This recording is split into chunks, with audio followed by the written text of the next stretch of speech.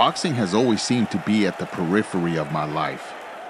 Throwing on boxing gloves with my cousins was always cause for a good time. The adrenaline rush and bloody noses went hand in hand. My grandfather practiced the sweet science. From what my grandmother said, he was something to watch. I never got a chance to witness his ring prowess or his devastating punching power, but I took my grandmother's word for it. I always had an affinity for boxing and watched it whenever it came on the television. Something about two men in a ring, equally matched, set on knocking the other unconscious has always intrigued me. My son Isaac's birth marked a significant shift in my relationship with boxing. What was once considered on the fringe of my interest was now brought to the forefront. I had trained and sparred in the past and knew it would be a great outlet and provide him with the framework of discipline, confidence, and self-respect. We took our first bout when he turned around 8 years old, and we began this journey together. Him as a budding boxer, and me as a new boxing coach. After a rough start, we were looking for our first win. Each bout was close, but we had yet to pull off a W. We kept our hands to the plow, confident the momentum would eventually shift in our favor. I submitted my son's name for an upcoming show, hoping we'd get matched, and we did. Isaac matched up with the kid we'll call Robert. When we got to the show, I noticed Robert was tall and lanky. He and his coaches wore the same colored sweatsuits and observed each match unfazed. Robert and his team had this air of confidence about them that I couldn't help but admire. They were through and through boxing coaches who took their young pugilists seriously, and our inexperienced father and son team was set to face them. We decided early on that we wouldn't duck or dodge anyone. If they were around the same age, weight, and experience, we wanted the smoke. They glanced our way, and the coaches gave me a head nod, while Isaac and Robert sized each other up. We were ready to go after wrapping my son's hands and getting them signed off by the officials. Our match was getting closer, so Isaac started bouncing around, getting loose while I put on the mitts. I started giving him directives as we began catching mitts. His punches were solid and created a nice pop when his fist came into contact with the mitt.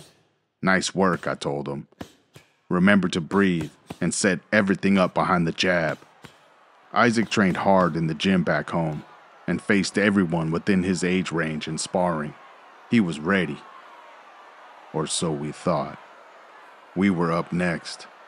Isaac climbed up the 3 steps in between the ropes as he pounded his gloves together. Once in the ring, he made his way around the ring, stomped his foot, and bowed to each judge at ringside. My coach, Richard Lopez, taught us ring etiquette and sportsmanship and how to present ourselves in the ring. After the referee announced each boxer and verified they were wearing a mouthpiece and a cup, the bell rang and it was on. In the very first exchange, I could tell we were in for a long night. Robert's experience, aggression, and reach advantage gave my son all that he can handle. After the second round, I saw discouragement begin to set in on my son's face.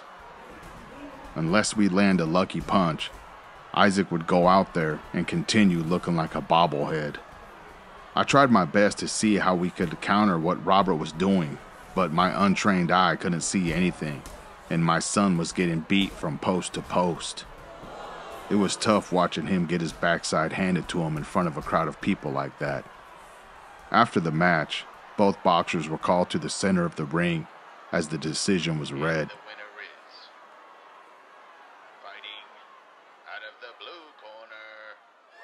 We weren't surprised. Ray Charles could see that we had lost that fight.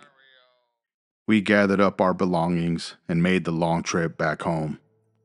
I tried to cheer Isaac up by pointing out the positive things he did, like not giving up and answering every round like a warrior, despite losing such a lopsided fight. It didn't help. I knew we had some homework to do.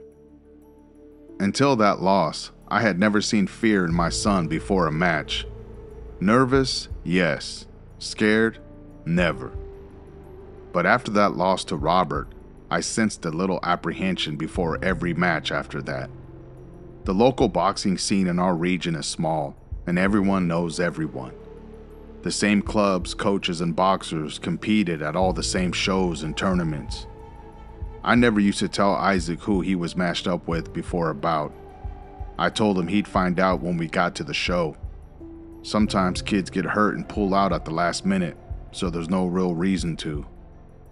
If he saw that Robert was at the same show as we were, he would ask nervously, "Dad, who am I matched up with?" His apprehension grew stronger when Robert and his team were present. A fear began to take root in my son's heart, and it was starting to show.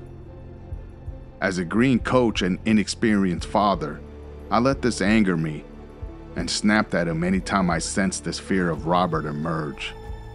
I finally told him that if he was going to be afraid of another boxer, then maybe this isn't the sport for him, and that he should go and try out for the volleyball team or something. He walked away with his head down. I don't want to paint myself as this wise father who always handled things in the best way. I was still learning and made many mistakes in raising my children, and that was one of them. I wasn't sure if we would continue our father and son duo in the local boxing scene anymore. Neither of us brought it up until one night. I was in my room studying when Isaac knocked on the door and came in. He said, "Dad, can I talk to you?" I put my book down and turned around in my chair. "What's on your mind, Isaac?" After taking a deep breath, he looked up at me and said, "I want to fight Robert." "Are you sure?" I asked.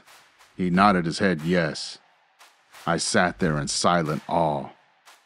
I knew this was something he wrestled with, and to witness such courage, I couldn't help but hug him and promise that I would do my best to get him ready for the rematch.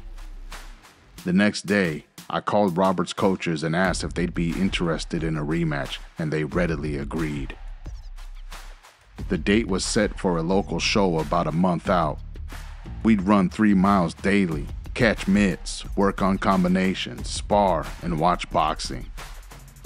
The Rocky movie training montage had nothing on us. Our hearts were fixed and our minds were made up.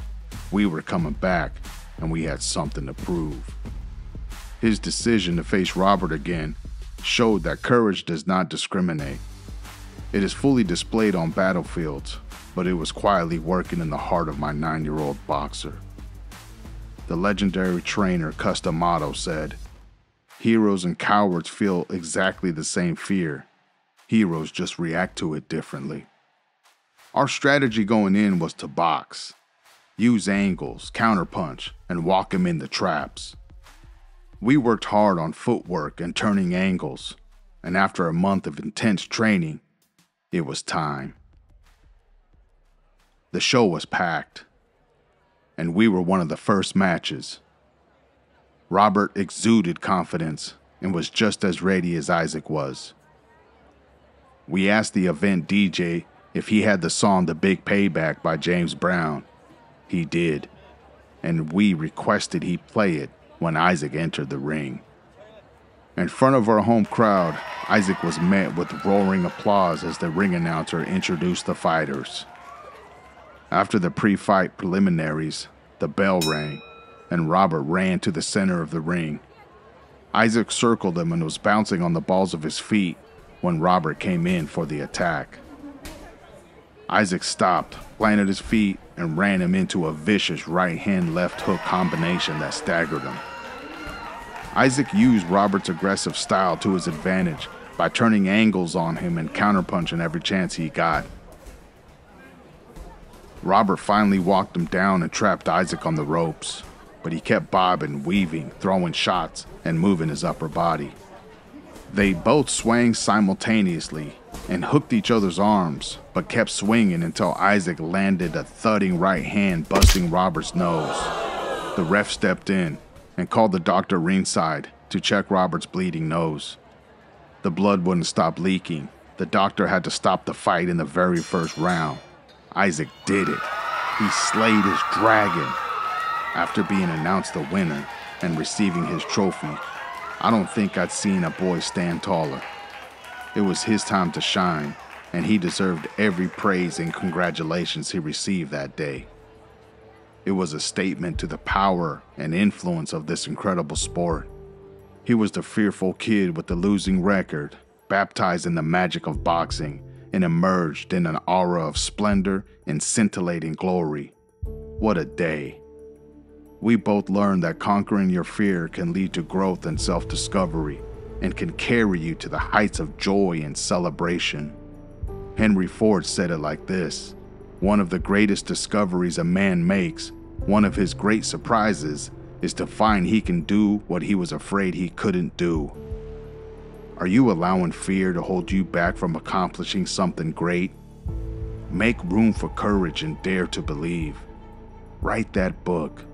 Start that business. Ask her out. Stand up to that bully. Enroll back in school. Apply for that job. Join that gym. Settle it in your heart. You will not cower in the shadow of disbelief and doubt, but choose to step out into the bright rays of opportunity and hope. Isaac is now 22 years old and proudly serving our country as a United States Marine.